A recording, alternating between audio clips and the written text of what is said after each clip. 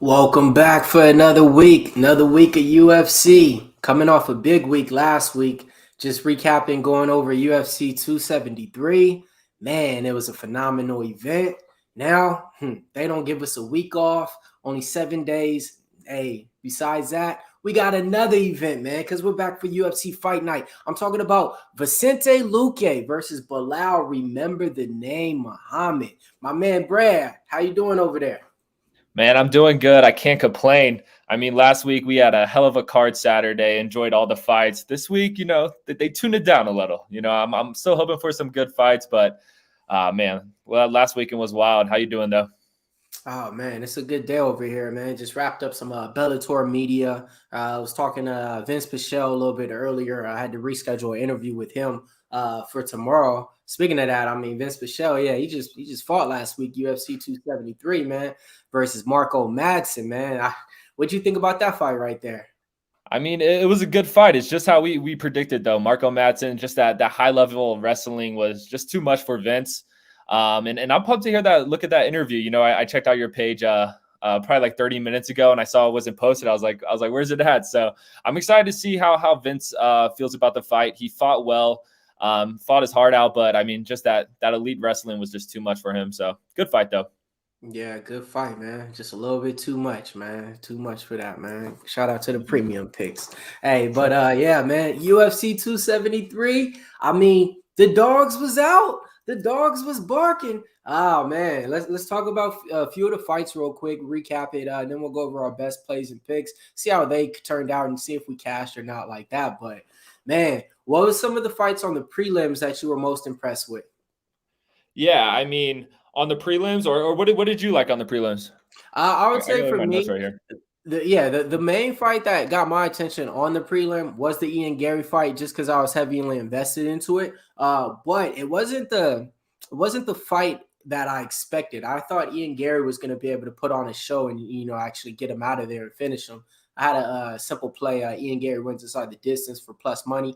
He didn't get that done, but I did hit my prospect parlay on there. So I think that was like one of the main fights on the prelim that I was kind of looking forward to, but didn't play out. What about the main card though? Switch on to that.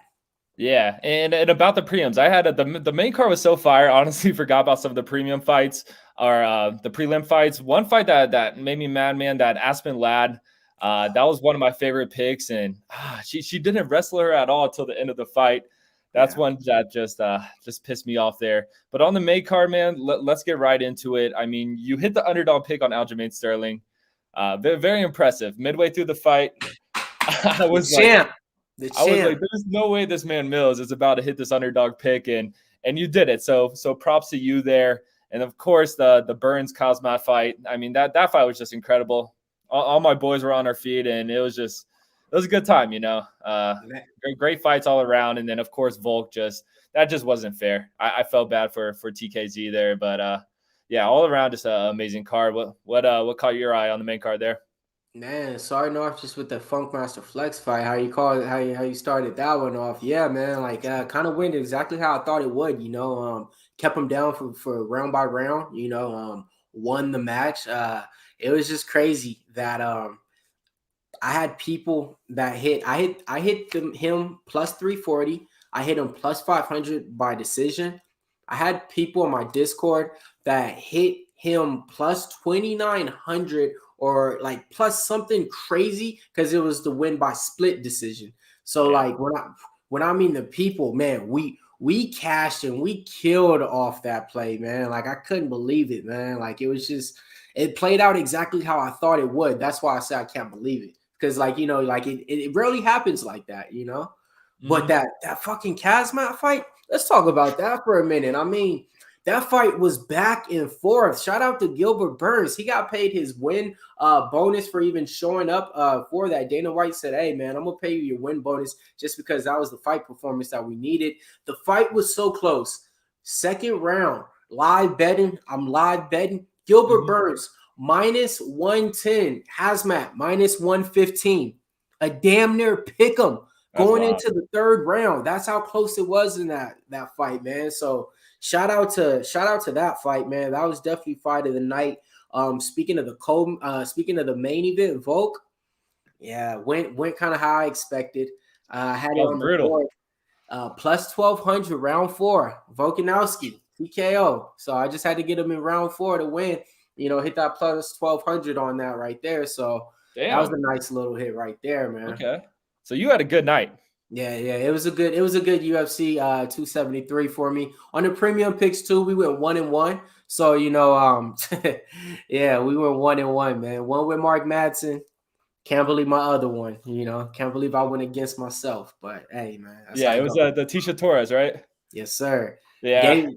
It was all on Dern on the show, cashed out of my bet and bet Tisha Torres, and I actually still think though, a lot of people do think that she won the fight. They feel that she won the first and third round, but I just look at it like this, even looking at the fight. Like when you're steady on the back foot of your foot, going around, circling around, and the other girl's coming forward for the judges, it's going to look a certain way. So even though she outstruck her, it was just because she was kept being on her back foot and pedaling and circling out the whole fight. Because Mackenzie Dern, I think, only got one takedown, so it wasn't like it wasn't like a one-sided fight or anything, man. But Yeah, that's how it goes, man. That was a good one though. I mean, Mackenzie Dern pulls guard, goes for that Kimura. That was just nasty.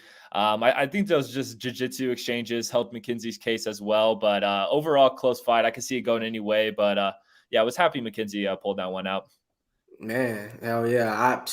I wasn't too mad at it. That was the thing. It was one of those fights to where I was either going to be happy that I made the money off it, or else I was going to be, mad that I went against my fighter in my gut. So like I said, I always bet Mackenzie Dern 100% times. It was my only time going against her and everything like that. But, you live and you learn, man. Yeah, I got a question for Volkanovski. I've heard he's been thinking about going up to lightweight. You think he'd have successful against like Oliveira? Or?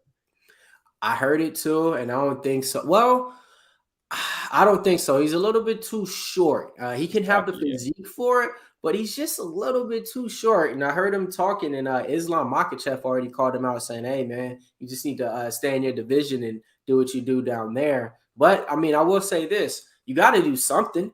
Like when you're already one champ in one division, I mean, you defended your belt, 3 times now? What, you want to defend it 4 times? What, is there an extra prize in it? Nah, you probably want to go up and, throw your name out there and be a double champ, work for Conor McGregor. Yeah, you might as well challenge yourself. He's done everything in the featherweight division already. So it's either you fight Max Holloway again or try to go up and wait. So should be interesting to see what he does. Yeah, man. I'm definitely looking for that, man. So last week, let's see, man. So for my best dog on there, that fight got canceled. I was going with Marcin Tybura. That one didn't go. My best pick, it was fight goes the distance in the Marco Madsen versus Vince Pichel minus 165. Check that one off. My lottery pick was Khamzat, Ian Gary, Marco Madsen, and it was one other person. But the thing is, check that off. Cash that plus 365 on there. I'll just research the last name on there. I can't. It's drawing a blank for me right now. So, I mean, I went 2-0 on the lottery picks and on the props given. Brad, how'd you end up going last week? Yeah, so my best dog was Aspen Ladd. Took a L there. It is what it is. My lottery or like my crazy pick was Burns. Took a L there. And then I think I had my best bet was Volkanovski via decision. Took a L there. So what, first show, Mills, it wasn't that great. All right. But I'm gonna get back. I'm gonna do my thing and we're gonna catch some wins this week. But yeah, not gonna lie. It was a tough night on the books, but a very entertaining night to say the least. See, that's the thing, man. Sometimes it's like this. We ain't going to win every bet, man, but we're going to keep it real with you. Transparency is key. And the best thing about MMA is like if you lose a bet and the fight is worth it, a lot of times I'm like, hey, man, I'm just happy to see that type of fight that I got, put on before me. Like that Gilbert Burns, Khamzat, it don't matter. You jumped off the diving board into the deep end with that pick, and you were damn near on the right side going into the third round, a minus 105. So, like that's what it's all about, man. And that fight right there was a fight to where, hey, man, if I had money on Gilbert Burns, I wouldn't have been too mad anyway, because I would have been like, damn, you fought your ass off, you know what I mean, and had the chance for it. So that's how it goes about MMA. Yeah, he gave it his all. A lot of my picks last week, there were a lot of value picks, picks where you put 100 down, you're getting plus money on it. So, I may switch up my strategy, maybe get some more favorites in there to make it a little more even so I don't go 0-3 again, but we're going to get some winners. Oh, definitely, man. Just like they said in the chat, winner was winners, man. That's what we all about here, man. So speaking of that, we got another week, man. That's what it's all about, man. They don't even give us 2 weeks to bounce back or nothing like that. We back in the gym practicing, shooting. 14 fights on the card coming up. Luque versus Muhammad, the rematch, part 2. Going over the card real quick, man. Some of the fights on the card, some is entertaining, some I'm interested in, but, some is not even worth going over. Some of them have some action on, staying tuned for that for the Pickdawgz website and everything like that. But starting off the prelims, you got Hela Atang versus Kevin Kroom taking place in the 135 division. That moves on to a women's fight with you got Nunez versus Hughes. Then a fight that I'm interested in is my boy Jordan Levitt takes on new UFC comer Trey Ogden making his debut. Jordan Levitt is a jiu-jitsu master, man. He has about 6 submissions, I want to say, and they're all by different ways in different positions. He goes by the name of the Monkey King because once he grabs you, it's a wrap, man. Next fight taking place, big boys, man. I'm talking about big boys, man. Chris Barnett, Huggy Bear, coming in versus Martin Boudet. For the people that ain't familiar, Chris Barnett's the big guy who just knocked out who was it? The big guy, man, with the spinning roundhouse kick, man. It's coming. I'm drawing a blank right now, though. But yeah, man, he's coming off. He's the guy who did like the front flip, right? Yes. Yeah, I like that guy. That guy cracks me up. So he's going to be fighting on the prelims right here. That's it. That's going to be like a fight a lot of people want to tune into. Then you got a fight going on in the 155 division. Rafael Garcia's 13-2 taking on Jesse Ronson, making the second stern back in the UFC. That fight right there is like a pick'em price. You can get any fighter on there at a -115. Then you got a fight, same division.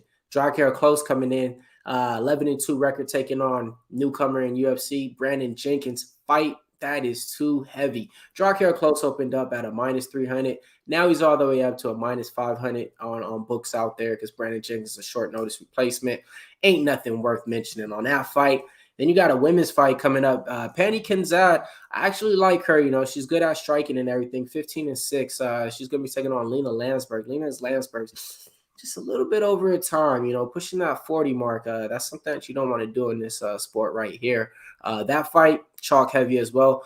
Penny Kenzad opened up at a -300 favorite. Now she's all the way up to a -400. If you guys were smart, you might have got her in a parlay earlier. This one, though, this is the main fight on the prelims taking place. Can't believe these guys are fighting at heavyweight now. Yeah, I said it, heavyweight now. William Knight, 11-3, taking on Devin Clark, 12 wins and 6 losses. That fight's going to be coming up on the card. So since we got that up right now, we might as well just kick it off with it, man. Devin Clark versus William Knight, taking place at heavyweight, man. And the reason why I say that is because none of these guys are heavyweights, okay? Both these guys fight at light heavyweight. It's going to be William Knight's technically his first or his second time making his debut at heavyweight. The reason why I say that is because his last fight, he was supposed to come weighed in on the scale, was at 205. Came in 12 pounds overweight and looked at the scale like something was wrong with the scale, like it was broke. They let the fight go on, though. So they let the fight go on, and, they let the guys just weigh in whatever they wanted to. So William Knight came in way overweight in his last fight. So that's why he's probably moving on to heavyweight now. Devin Clark, man, he hasn't been really looking too good right now in the light heavyweight, even though, the pedigree in his resume, he's fought, former champions and stuff like that. He's not a big guy, man. He's not a heavyweight, actually when he made his debut, he fought at middleweight. And when he got found by Dana White on Dana White's contender looking for a fight, Dana White seen him and said, hey, man, you should fight at middleweight. Fought at middleweight, got knocked out, made his second fight at light heavyweight. Since then, always fought at light heavyweight. Now it's taking place at heavyweight. So go ahead, Brad. How you like this fight? Who you got? Yeah, I was definitely surprised when I heard this fight was getting moved up to heavyweight. And when it comes to William Knight, I mean, this guy is just an absolute tank physically, just a very scary man. And Devin Clark, we've seen him fight some of the bigger names in the light heavyweight division. And when he fights those upper echelon guys, he does seem to struggle, but he does fight well against, I would say, guys on William Knight's level. So I'm going to side with Devin Clark here, even though this fight is at heavyweight. He's he's the taller fighter. So I think he'll be able to stay on the outside here, utilize his leg kicks, and just outstrike William Knight from the outside. He also has the advantage on the ground, better wrestling. So I think if it hits the ground, Devin Clark will have the advantage here as well. William Knight, he's a pretty tough guy. I don't see him getting knocked out. So I'm going to take Devin Clark money line or via decision here. I think this is a good parlay piece if you just take a money line. But if you just want to take it by itself, I like it via decision. Who you got? Not bad, man. Devin Clark, money line, minus 170. That's where he opened up at right there. When it comes down to this fight, Devin Clark, I mean, he's fought, like I said, the experience is all in his back pocket. I mean, fought Ian Kuntalaba, fought Anthony Smith, wins over Alonzo Menifield, wins over Daquan Townsend, that ain't worth mentioning, lost to Brian Spann, went over Darko Staric, lost to Alexander Rakic, lost to Jan Blachowicz, went over Jay Collier, so you see kind of the people that he has the wins over. A lot of them ain't in the UFC no more for the people that ain't out there. The people that he has losses to, though, they're pretty much still striving hard in the UFC. So that's how you got to kind of look at it, William Knight on the other side, former Contender Series from Dana White series. His wins, I want to say he has one over Alexis Kmar, if it comes straight to my mind. He was a former Contender Series fighter. Whenever he's in the ring, he's just outsized. I was going to say outclassed, out-hustled, but no, he's just outsized, man. This guy's like 5'9" in a tank. I'm talking about a tank, man. He looks like a linebacker coach. The good thing about him is he has great take-ups. He has great get-ups from his back once he's taken down. Kind of reminds you of a Chuck Liddell, to where he could just get up out of nowhere type fighter, but he can get taken down easy. But on the flip side, he drops bombs, not a lot of output though. So, it can kind of go in Devin Clark's way if he pushes him up against the cage and able to, just get him up against the cage and I say complete 2 or 3 takedowns. So this is a fight to where I'm probably going to be looking at Devin Clark, even though it hurts me to say that, because now I got to go back and do the mental rewind and think, when's the last time I bet Devin Clark? I bet him in a fight that he was supposed to win and wrestle. Guess what? He didn't go out there and wrestle. He didn't do what I thought he was. So I'm gonna tread lightly on this one, but a bet that I like that I looked up, I like this bet to go over 2.5 rounds. You could get that at a minus 138 on your books out there. Shop around for the best price. So best bet on this fight for me, I would just say over 2.5 rounds. I like that. Let's go, man. Let's go. Moving on down the card. Easy day, man. This fight right here that's coming up, it was a short notice replacement. It was supposed to be Mournir Lazzez versus Aleksei dos Santos, but now we got Manuel Lazzez versus Ange Loosa making his debut in UFC right now. Just to give you guys a little bit of rundown on Ange Loosa, because a lot of people are probably saying who, what, where, when, and how. All right, so Aleksei dos Santos gets injured, has to pull out. If you're saying that you've probably seen this guy before, it's because, he did just fight on the Contender Series last year against Jack Della Madonna. He did lose in that fight. Since then, just came off of a win against Josh Howard in ex-MMA. That was literally this month. So when I say that he's ready to fight and in shape, he's ready to fight because he just fought 3 weeks ago in ex-MMA on the card right there. His opponent, Mournir Lazzez, oh, man, good fighter, man. Haven't seen him in the ring, though, for about, I'll say, the last year and a half right now, since his last loss. Lost to Willie Alvarez, pretty much was I would call it a fluke knockout because it just happened out of nowhere. So this is his time to come back in the ring right now.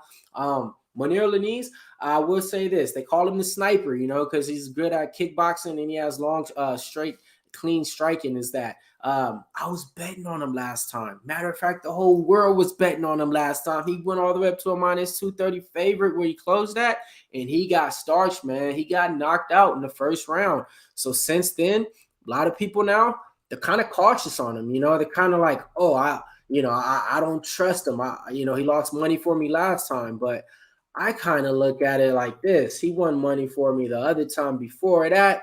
And, I'm back on him. So I'm going to be back looking at the price tag, looking exactly where he's going to be at. Because, like I said, he is fighting somebody on a short notice call up. So that's my little take on this fight. But I tell you guys again, tread lightly on this fight because two fighters, really not that much experience in the UFC.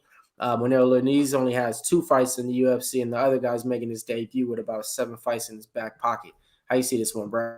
Yeah, interesting fight here. It's hard to get a read on either of these guys. Like you said, Lazzez lost his last fight, got slept, but I mean, I still think this guy's a prospect. Solid kickboxer, like you said, very long and lengthy. And when it comes to Loosa, I mean, he lost his Contender Series fight. He does pick up a win, but I don't know if this guy's UFC quality. I had to do some research on him. I've never seen him fight personally, so like you said, tread lightly. But I mean, I had to go with Lazzez on this one. He has more octagon time in the UFC, and Loosa, it does look like he's a tough guy, has a good chin. So I think Lazzez is just going to be able to use his kickboxing, pick him apart from the outside and get a win here. I think he is a pretty heavy favorite, which he should be.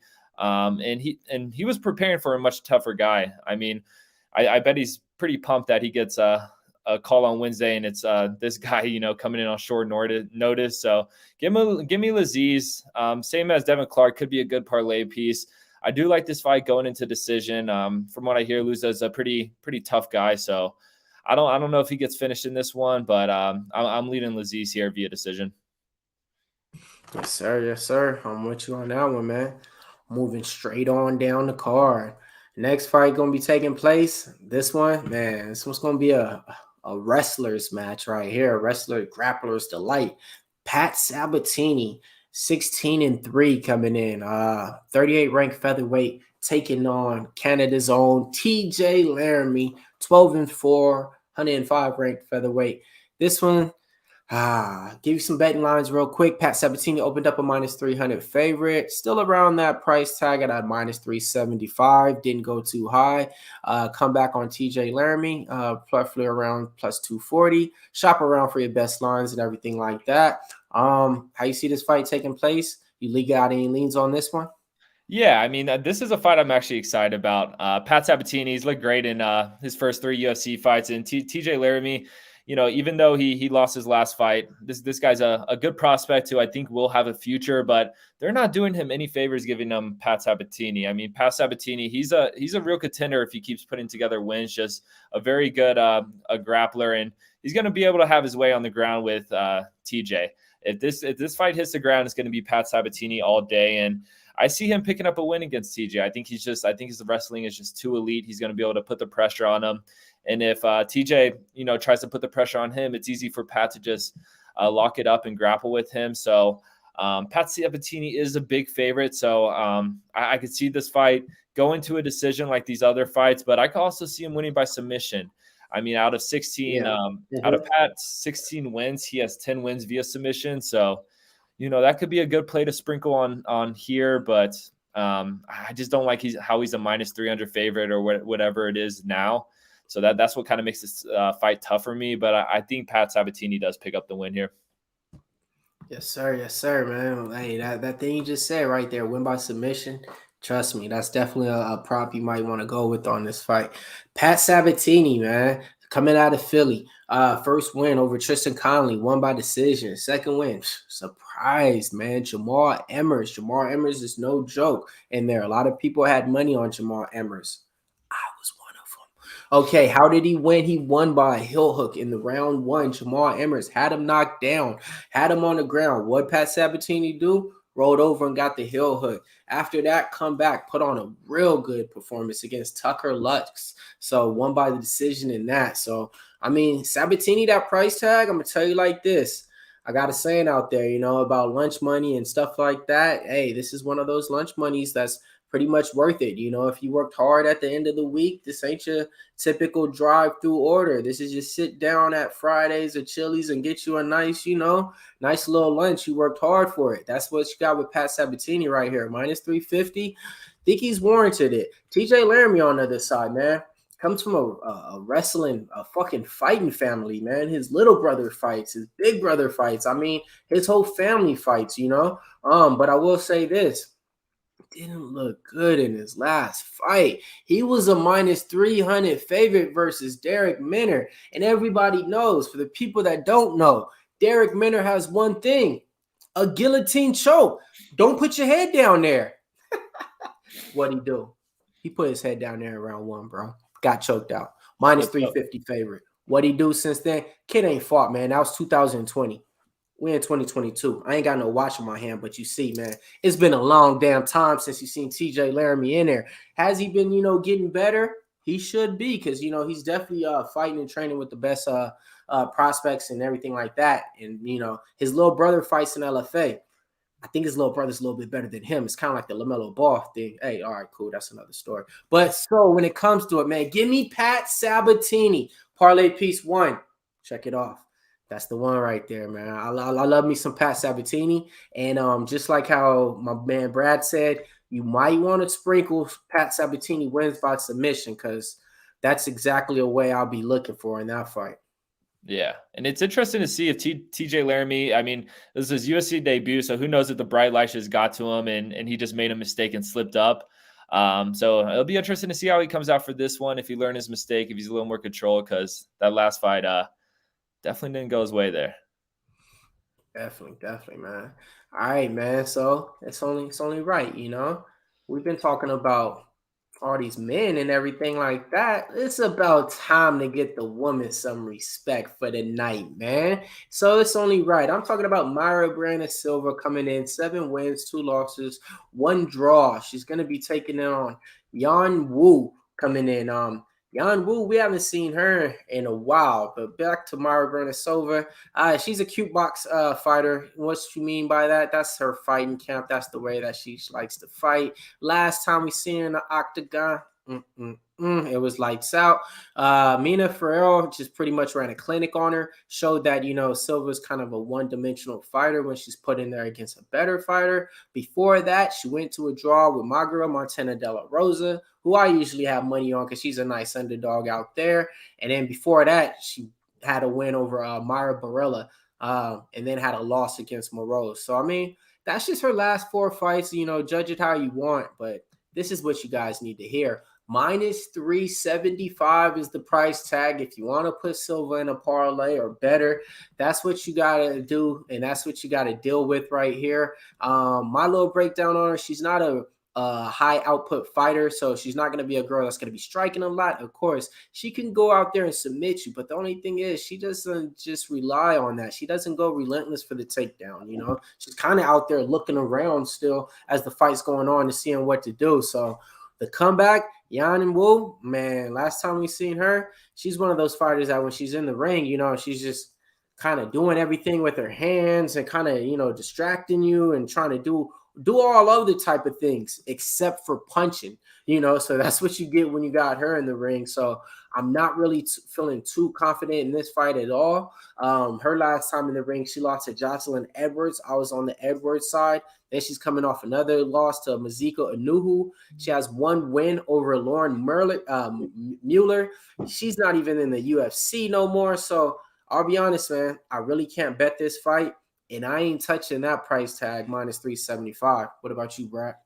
Yeah, I'm keep it simple here. Look, I'm going to take Silva, no doubt. I mean, Yanan, she's a young fighter, 25 years old, bright future, but man, she just doesn't show me enough to for me to think that she could compete at this level right now. I mean, she's coming off a knee injury. Actually, both these girls are kind of in slumps in their careers, so this isn't a fight I'm too excited about. I'm kind of surprised it's on the main card here, but respect to both these ladies, both warriors. But give me Silva. I mean, it's minus whatever 400, 450.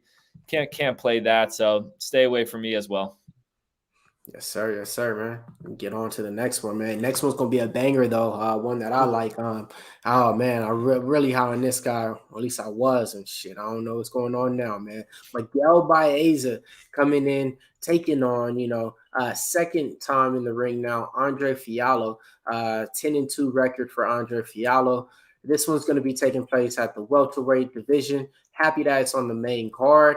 The opening betting line on Miguel Baeza opened up at a -170. Pretty much stayed around there.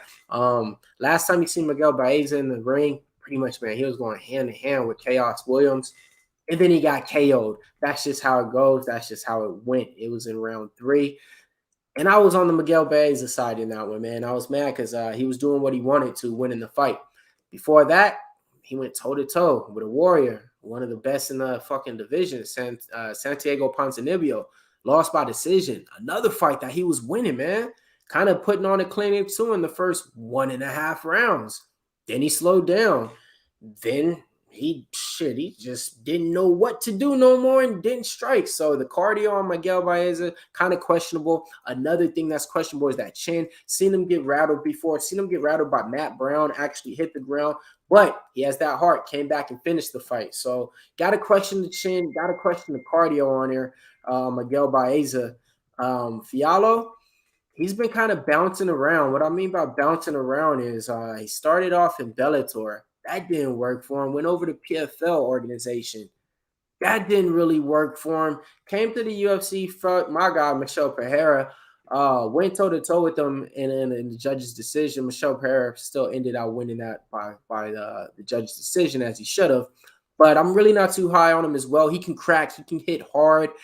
So this might be a fight that I see not going the distance because Miguel Baeza also has that finishing capability. How you see this one playing out, Brad?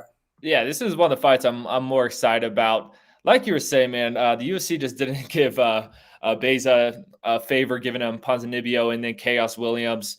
I'm not saying that Baeza doesn't have a chin, but I think his striking defense lacks a little. I mean, we've seen it in that last fight against Chaos Williams and Fialho. I mean, his first fight in the UFC was Michel Pereira, which we all know is not an easy fight at all. So he's been tested. He knows about these bright lights, and I like him as an underdog. Look, I could see Baeza getting caught with something in this one, like we saw with the Chaos Williams fight. So, I mean, let's see. I read here, Fialho has 11 knockouts in his 14 wins. So he sleeps people. He throws bombs. Give me Fialho money line plus 150. If you want to get a little risky, throw it via knockout. So yeah, that's what I'm gonna go here. Fight of the night though, I'm pumped for this one. Yeah, man, I'm with you 100% on that one, man. Like when it came to all the fights on the card and stuff, this was one of the fights that was more entertaining. That's just kind of how the fight card is. Like I said, one of the other fights that I'm just looking forward to seeing. It's not gonna. I don't know how entertaining it's gonna be, but the Jordan Levitt fight, that's another fight on the undercard, and then that Chris Barnett, the backflipping Taekwondo, Huggy Bear type character. Those are gonna be some other fights, but yeah, out of all the fights on the card, that's one for the violence right here, man. Yes, sir. Moving on down. Next fight, man. Only 2 more fights to go over. It's kind of a tricky fight. Co-main event time. Caio Borralho coming in 10 wins, 1 loss. Taking on Gadzhi Omargazhiev, 13 wins, no losses, straight undefeated. Russian fighter, Dagestanian type style. When you see him in the ring, his agenda, his game plan is to wrestle. Striking, not really the best, not really the worst though. Borralho, seen him in the Contender Series his first time. Didn't really look too impressive because Dana White wants finishers when they come in the Contender Series. But he went the whole rounds. He won the fight. Wasn't in harm's way or anything like that. Decent striking. Pretty much controlled the fight where he wanted to at distance. Able to shoot for a few takedowns in that fight. Then he got called back for his second fight in the Contender Series. That one didn't last long. First round knockout. He got the call right after that. So, came in impressive after his second fight in the Contender Series. Gave him the contract right after that. Gadzhi, same thing. Came on the Contender Series. Hasn't seen him since. Could have been something maybe with his visa not being approved or, facing some injuries. But since they got signed to the Contender Series, this is the both time making their debut. Making their goddamn debut in the co-main event. This ain't never happened before. A UFC fighter from the Contender Series with 0 fights in the UFC fighting in the co-main event. But It's a banger, folks. Got a good one on there, man. Gadzhi opened up -140. Come back on Borralho, +115, +125 on your books out there. It's one of the fights that I'm kind of going back and forth with. I like Borralho already from when I seen him from the Contender Series, and I like Gadzhi too when I seen him from the Contender Series. Two fighters that I already have my mind on and set. I want to bet these guys. I want to bet them when they fight. They're fighting each other, folks. So it's kind of like the Atlanta Braves versus the Yankees. For the people that don't know, that's my two teams. You know what I mean? So it's like, who do I go with? You know? So I'm going to pass it over to Brad. Hopefully he has something to maybe convince me a certain way, but I'm still trying to make up my mind on this fight. How you see this one, Brad? Yeah, definitely. Like you said, I mean, the co-main event is two guys making their UFC debut. It's pretty wild. I mean, that means the UFC must be high on both these guys. And this fight's going to be interesting. I mean, Caio, I had to do some research on these guys. Caio, he's pretty wild on the feet, but he has very good jiu-jitsu. That's his goal, to get the fight on the ground and submit you or try to knock you out. And he kind of uses his striking to force people in a grappling exchange, which is pretty cool. And then Gadzhi, is that how you pronounce his name? Gadzhi? Yeah, you know it like I know it. Just put it like that. Yeah, Gadzhi. Let's go with that. Look, he's a Dagestanian, so he knows how to wrestle, and that's what this fight's going to come down to. It's either you take the guy with the high level jiu-jitsu or you take the guy with the high level wrestling. I personally have to go with the Russian here, man. I mean, these guys, we know the wrestling is just crazy. So, look, I don't have a great read on these guys just because this is their UFC debut, but if you're asking me, give me a Gadzhi money line. He's a favorite for a reason. I just think he's going to be able to. Honestly, this fight hits the ground, just lay on top of Caio, and if he doesn't get submitted, I see him winning this fight. So, give me Gadzhi all day. Yep. I'm with you. Gadzhi actually money's coming in on the other side right now, all the way down to a -30, -125 on your books out there. But yeah, I'm kind of with you though. That's what I said. Like that's the way to where I'm leaning towards betting because I bet the wrestlers, you know what I mean? And when it comes to it, wrestling, I bet the Russians, you know? So I'm kind of, it's one of those things to where it's like, why would I go against it? You know? So, it's kind of tempting now. And now it's getting lower. Ooh. And to be honest, when it comes to MMA, you're always going to have heavy chalk favorite lines. But that's above -170, -180, 220 is what I'm considering. Anything that you can get from a -130 to a -110, I look at those fights and I really try to target them because I know win or lose, the amount of the unit size, win or lose is not going to hurt my bankroll too much. Going at something that's a -180, -220, you lose that one, you just lost two bets. So how I look at it is why bet a fight that's a -220, -240, unless I'm 100% all in, which sometimes I do, and I'm not saying I don't, compared to me betting like two fights that's a -110, I'm 85% convinced on, and another fight that's a -120 or -130. So that's kind of like how I look at it sometimes and try to, look at fights and angles to attack on MMA for single plays and stuff like that. So now this is getting down to that -130. Hey. I like it. I'm starting to like it a little more, honestly. So that's kind of how I look at it. All right, man. Main event time. Shout out to everybody out there in the chat right now. Hey, Brad, let them know everything that we got going on the network, not just our show and everything like that. And as we go into time, and I give them some time to go over this main event and everything. Yeah, of course. Pickdawgz. We got the drive-through Monday through Friday.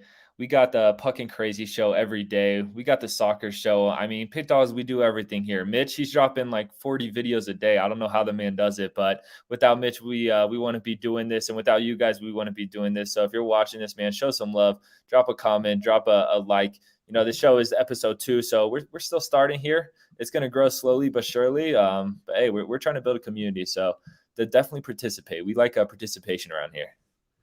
Yes, sir. Now time to kick it off, man. Main event coming on. Rematch. Vicente Luque versus Belal Muhammad. Vicente Luque. 27-7-1. Remember the name, Belal Muhammad. 20 wins, only 3 losses. All right, man. So when we just talk about these fighters real quick, man, Vicente Luque, one of the most dangerous fighters in the division. Don't sleep on the guy. because he can put you to sleep and then he can choke you out and put you to sleep. Two different ways. Fighting, with all, man, he's been fighting with pretty much Kamaru Usman's camp ever since they were part of Black Zillions and stuff like that. So, I mean, his pedigree of training, he made his debut on the Ultimate Fighter back when it was the Black Zillions versus another camp. And that camp had everybody from back then, from Kamaru Usman, training them and stuff like that. So Vicente Luque is definitely battle tested when it comes down to it. But this is a rematch. This fight already happened 2016. Why is it happening now? Why? Because both these fighters is on a tear, man. It's kind of like they ain't lost since that fight. Fucking Vicente Luque has been on a winning streak. He ain't only lost to, I want to say, Leon Edwards and I think Wonderboy Thompson in the division. That's it. Besides that, wins over the most impressive people in the division. On the other side, Belal Muhammad, he's been on a winning streak too, man. I mean, I can't even remember the last time he lost. Yeah, I can. It was against Luque. But besides that, man, he's coming off of a win over Curtis Millender, my boy. Takashi Sato coming over a win over Lyman Good, coming over a win over Diego Lima, win over Damian Maia, man. Not too many people in the UFC is going to have a win over Damian Maia. Has a win over Stephen Wonderboy Thompson, who Vicente Luque, who has a loss to.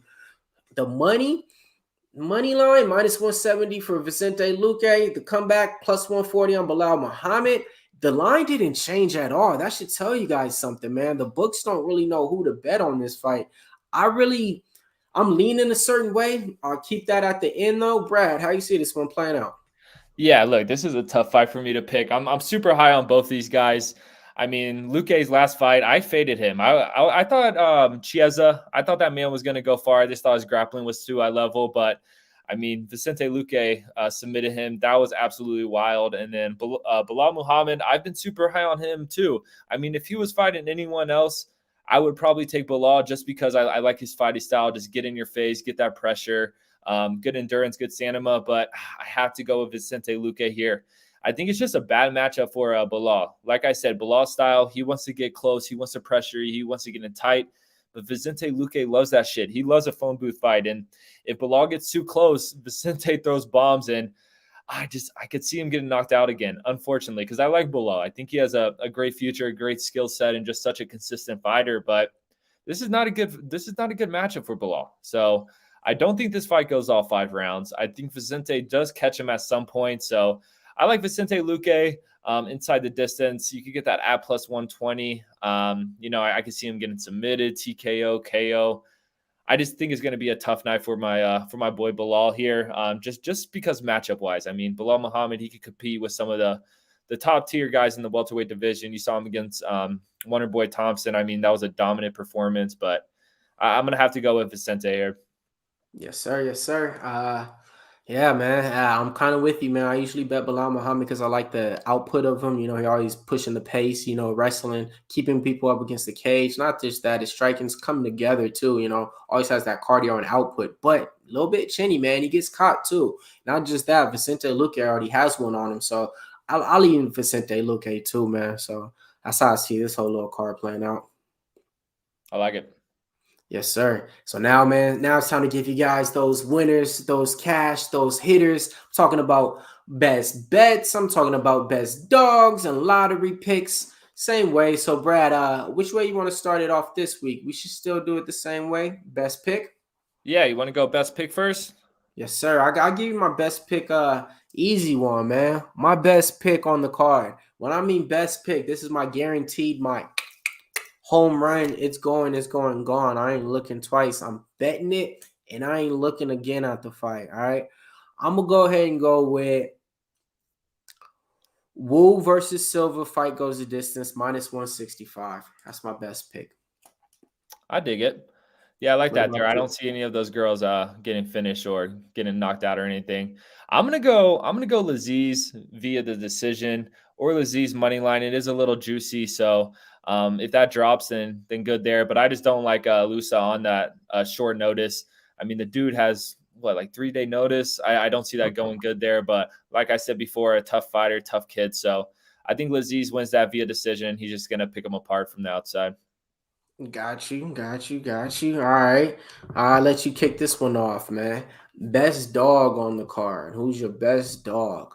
Or else it could even be your best dog prop that's at plus money, something like that. But best Yeah. dogs. My best dog here, give me Andre Fialho. Like I said, I mean, didn't look too great in his main fight, or in his first fight in the UFC, but he was fighting Pereira. He has a easier fight in this one. As we've seen, Baeza is a little chinny. He's got slept before, and Fialho throws absolute bombs. So the fact that you could get that at what I have it as plus 150 right now, but you know how UFC odds are, they go up and down. So I don't know what's at right now, but he's definitely going to close out as an underdog, and I love that play. Ain't mad at it. Ain't mad at it. I'm on the other side though, man. I'm on the other side on that one. It's all My good. best dog of the night. Yeah, I got Miguel on that one, man. I gotta keep riding with him. My best dog of the night, Spider Monkey, Jordan Levitt, plus 115. Fight taking place on the prelim versus Trey Ogden. Like I said, he's just a submission specialist, and he's one of those guys to where he's not going to go in the fight and try to be something that he's not. He know what he's good at, and he's one of those guys to where he's on Tapology and all the pages out there, putting in comments saying 60% of the time I think I'm going to win this way. Like he's literally like trolling people to the extent to where, people's picking against him and he's at the comment saying, no, this is me. I'm going to win. So when I seen that type of shit, I'm all in. Give me Jordan Levitt for my best dog of the night. Lottery pick. Oh, man, I started off, man. I hit last time, so let's do it the same damn thing this time, man. Locked up these favorites when they wasn't as chalky, but hey, those lines ain't out no more, so I'll give you the lines that's out. Give me Martin Boudet, money line. Give me, it was Penny Count Z, minus 425. Give me, Boudet was at a minus 230. And then after that, I'm taking Pat Sabatini. I got him at a minus 375. And then last but not least, I'm taking Jordan Levitt, the Spider Monkey. That's a plus 380 parlay. Hit once, trying to do the same thing. I dig it. I'm going with Silva, Lazzez, Jordan Levitt, and Sabatini. Feeling confident about that one. Yes, sir. And I like all of them on there. I like all of them on there right there, man. So there it is, folks. Those are the plays and the picks, man. Appreciate everybody watching. If you're watching this on the replay, let us know your best cash ticket that you got off UFC 273. Let us know your best pick, your best dog, and your lottery pick for this week. So hey, man, I might look at the comments and might have to play them again because it's all about taking advice from the people out there and us and just killing these bookies because that's what we're here to do, man. Pickdawgz, all right? Oh, yeah. Yeah, thanks for everyone watching. It was a pleasure, Mills. It was a pleasure for anyone in the comments, and we'll see you guys next week. Let's get some cash. Yes, sir. See you guys next week.